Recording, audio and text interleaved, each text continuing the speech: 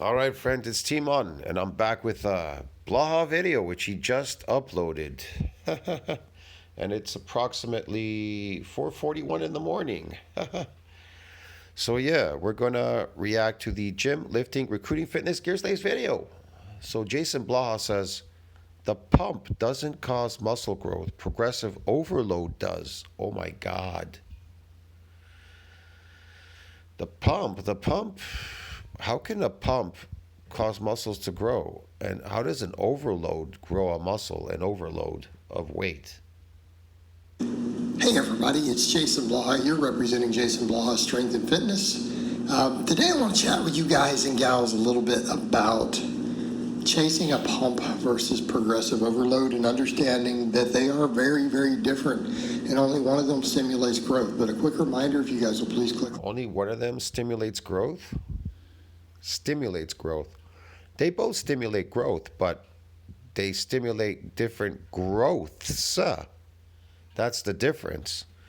They both stimulate. They can stimulate, like they're a catalyst. They could stimulate growth, but they themselves can't grow anything without food, without real food. You understand me?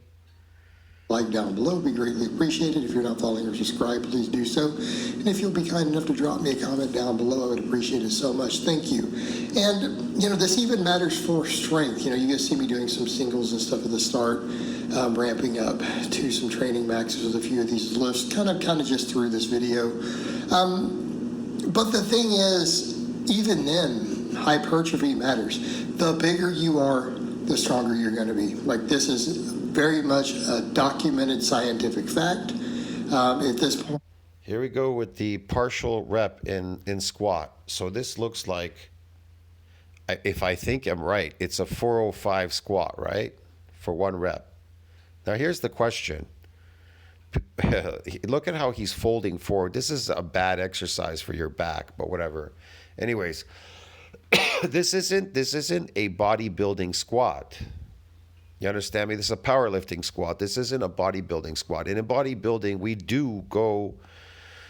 do eccentric, and we do full range of motion. We do a full range of motion eccentrically, and our back isn't going forward. It's straight. The reason why we're going down straight is because, man, we're doing the full range of motion, okay, with the eccentric. But here's the thing. You will never cause an injury to your knees lifting in a full range of motion eccentrically, doing a squat. You want to know why? Because you won't be able to do 405. That's why. Blaha can't do 405. That's why he does this hunchback squat. This is a hunchback squat. He can't do it straight down where your ass is touching the back of your heels and you're moving straight down and up. Because here's the thing, it's impossible to hurt your knees in this exercise doing a full range of motion. Want to know why? Because you could never do 405. You would never do 405 anyways with that weight. Trust me, you're not going to do no 405. You're going to do maybe one plate. You're going to start to warm up with one plate. You're going to start moving up in weight. But at some point, you won't be able to exceed a certain amount of weight. Want to know why? Because the longer range of motion is a lot harder than the partial range of motion concentrically. That's why you see El Campeon in the gym, right? The Mexican guy, El Campeon, he's in the gym, right? Pushing heavy weight concentrically. He's pushing super heavy weight concentrically.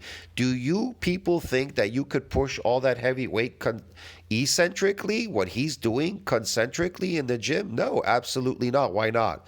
Because all of you are weak. So how do you get stronger in bodybuilding? You lift eccentrically. That's how you regenerate ligaments, tendons, bone, and muscle. All of them become muscle. You get these micro tears in your ligaments, tendons, and muscles and bones when you lift periodically, bodybuilding, eccentrically. Get it, dude? Now you are stronger in the longer range of motion, while all these fools over here, like Blaha, are all weak in the short range of motion. You got stronger because Not only did you micro tear the muscle, but it'll go through a repair and a remodeling. So this remodeling effect will shift from type 3 collagen to type 1. So it'll make a lot of the type 3s it'll remodel them into type 1, making them super strong like fucking steel, bro. Get it? Yeah. So not only that, but you're gonna build more sarcomeres in series and in parallel. And in series is the hardest to get. Believe me. In parallel is not so difficult, but they always come together in eccentric exercise. You get parallel and series in eccentric. Get it, dude? Now, can you get him in concentric? Yes, but you're going to have to do a lot of repetition work. You're going to have to overwork that muscle to get a micro tear. And it'll probably be very mild and it'll take you forever to build muscle lifting concentrically. Like doing this and doing multiple sets in a partial range of motion concentrically will take you astronomically long period of time. So that's why a lot of people opt for full ranges of motion because they get both. They get the eccentric and they get the concentric. They like to mix it up together, but again, bodybuilding is a manipulation of all three of these exercises: the partial concentric rep, the full range of motion, and the eccentric. Get it? Yeah. But they all have what in common? They all have eccentric involved in them. And the eccentric is superior to concentric when it comes to muscle damage and building muscle. Okay, dude? So none of these exercises go without eccentric. None of them. And none of them go without concentric. Get it? But concentric is not superior to eccentric. Eccentric is superior to concentric. Get it? In terms of just evidence. But regardless of whatever you do there, if protein synthesis does not outpace protein breakdown, you ain't seeing jack shit in myofibrillar growth, muscle growth, or anything. And if you are in negative balance, protein balance, then all you're doing is fucking deteriorating faster than you're aging, and you're not building up these proteins, you're breaking them down instead of building them up. And then one can take over the other. You could get more sarcoplasmic hypertrophy eating your artificial slave food diet called carbohydrates and whatever sugar, garbage food, whatever. You'll increase the sarcoplasm and you will decrease myofibrillar growth. They'll atrophy. Right, lab evidence looking at lifters. But I know, This has been shown but I over. know all of you are gonna say, "But I got bigger. I got muscles. Because I got bigger. I measured it with a tape measure. Look how big my arms got." But how do you know that you didn't lose myofibrillar growth and replaced it with sarcoplasmic growth? Get it, dude? Yeah, I will know. Trust me, I would know. Over and over relative to your structure and levers, the more muscle you have That's involved Blaha. with an exercise. Yeah. More muscle you'll have. Blaha has sarcoplasmic. He's hypertrophying through the sarcoplasm. He takes steroids, I don't know, TRT, and I already know he's the negative nitrogen balance. That's why he takes TRT. But because he's in negative nitrogen balance, it's acting as a wasting drugs. So what happens is this: it's preserving him, but he's not building muscle, but he has an increase in the sarcoplasm. So he's giving off the illusion. The illusion he looks a little bit pumped here with muscles, but in fact, he's just fat. And he has no muscle, bro. More weight you're going to be able to lift anyway. So All of this phony posing, look at his legs. He's got skinny legs, bro. This is sarcoplasmic hypertrophy. Look how soft he looks. Look at his boobs. His boobs. His arms are small. This is bullshit. His legs are small. He's just flexing now really hard to show you lines, but in fact his legs are, he's suffering from sarcopenia. again, this applies even to your maxes. Okay? This applies even to your maxes because you have to gain muscle. Look, he's getting more boobs. Look at his chest. You see, look at it. He's got gyno. Look, take a good look. Want to know why? Because he has an increase in estrogen because of the food that he's eating. And to tell you the truth, I don't even know if he's really on TRT. He could just be lying to people about steroids and stuff, just so he could gain more audience, for all I know. All of this is just practice lifts, anyways. They're just one rep, practice lifting constantly in a garage. Anybody could do that. He's not really lifting that heavy. So it's just a lot of bullshit here. To tell you the truth, I think he's just faking it, the whole TRT thing. But he does take supplements like creatine and other shit. And he eats a slave food diet. So this obviously, why is he suffering? Why does he have, if he's on TRT, then why is he getting gyno? Look at his boob. Look at his tits. Yeah. Why? Why does he have tits? You explain that. Can you explain that to me? Because if he's on TRT, why would he have boobs sticking out here? Look, the boobs. Really want to be strong, if you want to maximize the potential. So it still all feeds the end game of gaining If you want to be strong, build myofibrillar growth. muscle, getting bigger. Okay, we have to understand Muscle getting bigger. He's always talking about it, but I never see him getting bigger. that. But let's get over and talk about that, because we have to understand those mechanisms. So you need to understand there is a relationship between performance and strength. Yeah. Have you seen his boobs shake when he bends down? I have videos of it. I have a picture of him. You can see it in the video. When he bends down and he lifts weights, his boobs shake. They're shaking, bro. Yeah. When you understand that, it becomes very obvious why all the evidence always shows progressive overload is really the key to muscle growth. Because you kind of look at that and go, wait a minute, bigger muscle's a stronger muscle. It always has. Progressive overload is not the key to muscle growth. Protein synthesis, when it outpaces protein breakdown, is the key to muscle growth. More force potential. Wait, the bigger you get, the stronger you're going to get. Well, yeah, that's. I will agree. The bigger you get, the more myofibrillar growth you get, the stronger you will get. Yeah. Going to apply to your work sets too, isn't it? And I'm not talking about using leverages or cheating or anything else. I'm not talking about lifting a heavy weight. I'm talking about you getting physically stronger. Literally, you can manhandle people. You can punch through walls, car doors, do a bunch of stuff. You're like super strong, like Superman. You're jacked. Do that. I'm talking about in the same range of motion. You can ruin people in arm wrestling without practicing. Look at the what was that guy? Barcel, the guy that does calisthenics. Calisthenics involves a lot of muscle damage and repairing and remodeling. Notice how he went to an arm wrestling competition. He took down experts. And he never even practiced at arm wrestling. There you go. That just says it all. Using the same lever, everything else. Yeah. Is the big factor. So when people are like, well, I'm not in here trying to do that, I'm just trying to chase a pump, I'm like, well, why are you trying to chase a pump? See, one rep. What do you think one rep does? Nothing. Because it feels good. Okay, I mean, I agree, sometimes the pump can feel good, and even, no matter what we do, sometimes I have no clue what he's doing here. you're going to get He's pointing. a really good pump. And there's something very satisfying about a pump on a lift, you know? Like you do a great set of weighted pull-ups to failure. You just kind of, you're in your zone. You're like, man, you get that crazy. Yeah, it's glycogen, that pump. So you want to go and get pumped up, right, like a balloon. That's just stupid. Line pump, you know? You guys know what I'm talking about. I get those all the time, doing weighted pull-ups.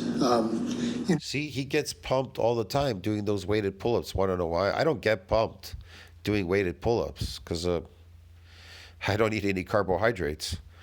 But he's getting pumped doing it because he eats a slave food diet, and his diet is deficient in amino acids.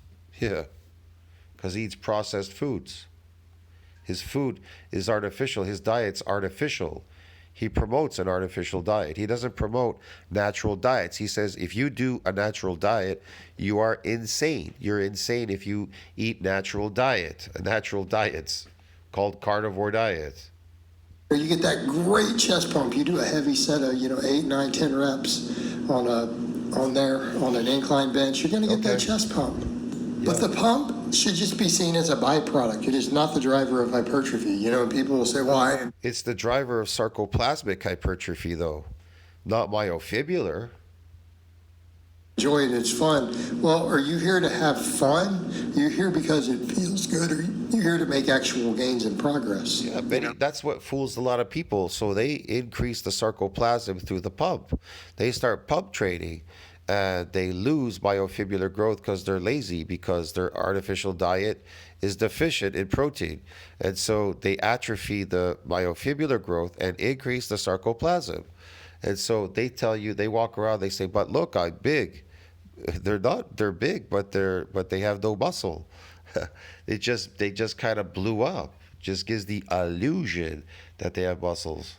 Or you're here to actually get something. Because if you just want something that feels good, you could do an effective workout and you can go home and rub one out when you get home. Like you don't need to go to the gym or the weight room to do something that feels good.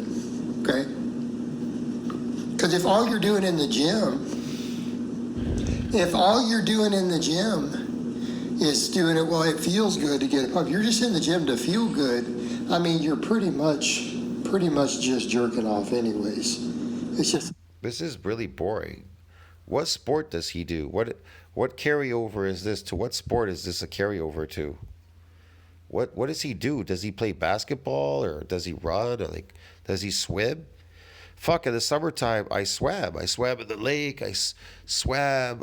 I went swimming. I played basketball. I played baseball. I did some sprinting. I did some, what do you call it? Gymnastics again. I went to go do some gymnastics again. I went to do a bunch of stuff, bro. Yeah. I did some calisthenics in the park too, fooling around. I tossed the football. I played football. What else did I do? I don't know. I did a bunch of stuff. Wow. I went hiking in the park. I went fishing, boating. Fuck, I did a lot of stuff. another type of masturbation. You know, that's all it is. And I'm just going to call it like it is. That's why Martin Birkin called a lot of it F arounditis back in the day. So, and again, I'm not saying the pump is a bad thing. I mean, we all like to get a pump. I got a pump right here on this set of. Maybe this is Blaha coping because he can't get a woman and have sex. He can only talk about sex because that's all he does is talk about sex. And then goes on OF to flash people what he has because he can't flash anybody else, any woman. So might as well flash a bunch of crazy gay strangers online. So this looks like cope to me, really coping, this exercising. Weighted dips you're watching me do right there. All the way down that deep range of motion, taking that set to failure. I had a heck of a It's about time he started to go down a lot deeper. Slightly, but not that much. chest and tricep pump. Okay? But that's not what drives muscle growth. Muscle growth is driven by work. No, it's not. It's not driven by work. Only slaves work. It's driven by protein synthesis, has to outpace protein breakdown. That's what will drive muscle growth. It is driven by workload, progressive overload, progressive tension. No slave has ever gotten rich slaving or gotten good health slaving or anything like that slaving. Food is everything in this world. It could make or break you. You could how should I put it? Your growth could be inhibited because of lack of nutrients and protein in your diet growing up. It could affect the way you look, your aesthetic look, your physical, your attractiveness, your growth, a bunch of stuff. It's everything. Yeah. The gym is not going to solve those problems. Only food could solve those problems. A natural diet could solve it. But if you eat an artificial diet, what Blaha promotes, then you're going to have a lot of problems, dude. Yeah. And we have to understand when we say tension, just not just, hey, can you lift more weight by cheating or leverage or shortening range of motion? Can we do more work? Okay? I believe you should do less work and make more progress. Eating food, protein has to outpace protein breakdown. It's very simple. It's not hard to understand that. Now, if you can't afford to eat, well, good luck then. Can you add weight? Can you add reps while still taking sets very close to failure or to failure?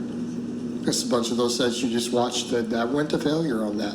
I got stuck at the Listen to the word, to failure. Yeah, you people are failing.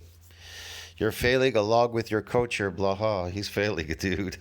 bottom, right? We get stuck at the bottom. That's failure. You should be very close to failure or reaching actual failure. But dudes will feel the pump and then think they've reached muscle failure. They're close to it just because they got a pump or a burn. No, that's absolutely not the case. People need to take, even if you don't train to failure frequently, you need to do so. I like how he does his dips. He's actually really progressed in the dips. I guess he's been watching my videos. That's why he came up with this video right now. He must have been looking at my community section. But his dips have finally advanced instead of doing those partial reps he used to do at the top. Sometimes just to know what it So he's moving for a full range of motion in this exercise, which is not bad, yeah. actually feels like. And I would say that even under a back squat or a bench, something that you're really worried about getting stable on. But it won't matter. He's not building any muscle because protein synthesis has not outpaced protein breakdown in his exercises. That's why he's not building muscle. Take them to failure. Oh, and he's adapted to his exercises. That's another thing. So there's no micro tears here. There's just an open window for protein breakdown. It's probably just restoring or whatever. Or losing. It's sarcopenia anyways. It's sarcoplasmic hypertrophy. Every now and then, just to know what it feels like, the rep before you reach failure. Real good idea. A lot of your smaller movements, if you're not trained to failure, I really don't know what you're doing though. But the progressive overload has to be workload. If your muscles are not subjected to a new stress, they have no reason to grow. Yeah, they have no reason to grow. Well, they won't have any reason to grow if the protein synthesis doesn't exceed that breakdown. But guess what? Could you imagine with every rep your muscles grew? Wow, every rep, they would just grow magically out of thin air. Breathing air. Breatharians could build muscles breathing air. That would be fucking amazing. Right? They need to be subjected to a new stress, and you can't just keep adding sets and adding volume. That burns out real quick. Okay? Burns out really quick, broski. Like right there, that was failure. Did you see the form breakdown on that final rep? And then it came down, and I could not come back up. I got stuck at the bottom. That's failure, guys. But you need to be progressively overloading to that often. So you need to be able to add weight. You need to be able to add a rep. If you're not able to do that, you're not really gaining muscle. And I don't care how much of a pump you get. The pump itself is not a driver of hypertrophy, not a driver of muscle growth. It is a driver of hypertrophy, sarcoplasmic hypertrophy, artificial growth. It is progressive tension, progressive workload.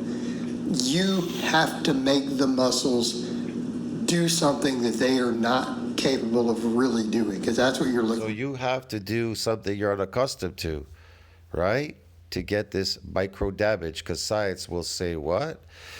Muscles damage when they're what? Unaccustomed, untrained, unfamiliar, and eccentric exercise gets this damage. Eccentric. Now, is there eccentric and concentric? Yes. Is there eccentric in full range of motion? Yes. Is there concentric in concentric? Yes. Now, so we know that eccentric exercise is associated with muscle damage. So what do you have to do with that exercise to get the muscles to damage? Well, they have to be prepped. They have to be prepped to get damage. So what are the major things? Untrained, unfamiliar, unaccustomed exercises will get this damage. Okay. Yeah. So you have to prep your muscles to be somewhat unaccustomed, untrained, unfamiliar with the exercise. Get it? How do you do that? Well, they usually say that when you leave the gym, you lose your strength within 10 days. A 10-day period, this strength kind of goes away, this phony strength, the androgen receptor, the motor unit strength, the one that you guys, the pulling strength, the bullshit strength. it kind of goes away. So what does that mean if you come back to the gym 10 days later and you lose this strength and you come back 10 days later and you lift weights? That must mean that you're what? Unaccustomed, unfamiliar, untrained. Get it? Okay. But in bodybuilding, we just need 7 days. It could go 7 to 10 days or 14. 7 to 10 days. But in 7 days is enough to prep your muscles so that it's unaccustomed, unfamiliar, untrained at this point. Get it? And we lift eccentrically because eccentric is superior to concentric when it comes to getting muscle damage. But all exercises have eccentric exercises. But if worked vigorously in that exercise, those muscles can get micro tears. However, you get more micro tears, massive micro tears in the eccentric. In the full range of motion, you get medium micro tears if you overwork it. And in the concentric, it's minute. You get minute damage or micro tears. In the concentric, providing it's been worked vigorously as well. So all three need to be worked vigorously. However, not all three give you the same amount of muscle damage. Get it?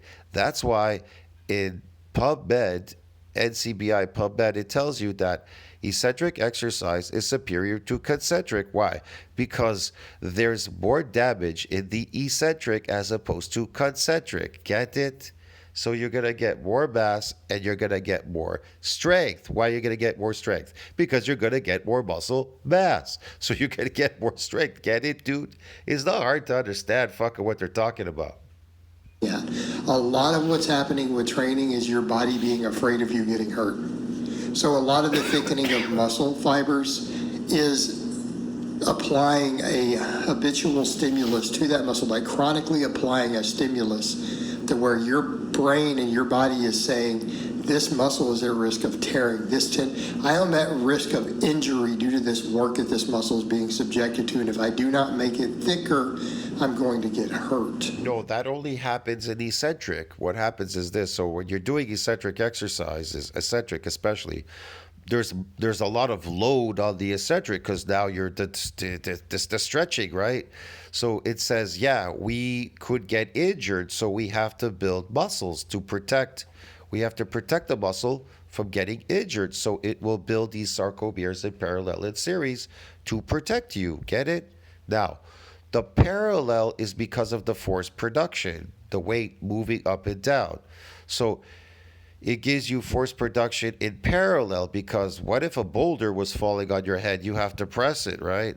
So it's going to do 2 in 1. It's going to build in parallel and in series. The series because the range of motion is a lot longer. But you still have concentric in the eccentric exercise. There's concentric because you're pulling the weight up. So we get muscles in parallel and in series. Get it? But like I said, bodybuilding is a manipulation. Fuck. My nose is kind of stuffed up. Sorry. Bodybuilding is kind of a manipulation of all three. You get it? Because it's really cold over here right now. It's really chilly today. So bodybuilding is a manipulation of all three exercises: the short range concentric, full range of motion, and the short range of eccentric. Okay, dude? So there you go. How you manipulate them is upon you, how you use them. Okay, that's what's happening, is your body is responding, and making it thicker is a protective mechanism against that trauma and that workload that you are subjecting it to. So that progressive tension needs to come in the form of adding reps or adding weight. Because even adding the reps, you're reaching other new muscle fibers that are getting fatigued, that were not getting fatigued early in the set. And as long as you're doing more work, you're getting tension onto additional muscle fibers. Even the ones that have previously grown, once they've grown, it's now easier to do that same weight and reps. So if you're not... Yeah, once you grow myofibrillar growth, it's easier to do those sets and reps and whatever, lift that weight. Why? Because you're a lot stronger. You got more physical strength, yeah. But Blaha, he's not getting any of that. He's weak. Adding something to the workload, they're not re-stimulating. They're not being put into a position to where they have to grow. Okay, so what is the best exercise to put the muscles into a position where they're forced to grow? Eccentric. Eccentric exercise is superior to what? Concentric. Get it, dude? It's really simple. So there you go. So focus a lot on the eccentric, regardless of what motion you choose, whatever medium you choose, whether it's full range of motion, concentric, short range of concentric, or short range of whatever, concentric or eccentric, short range of motion, whichever one you choose, you're going to have to overwork that muscle. And the other ones require more work than the eccentric exercise. It requires less work, there's less time put in. So your workout time in the gym is a lot faster and you're gone. And now you go and eat forever, get it, and build muscle.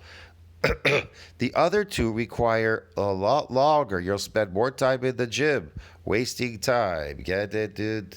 Yeah. So it really is a matter of performance. That is what we were talking about. No, it's not. Performance, bodybuilding compromises sportive performance. It's not based on performance. He's full of shit.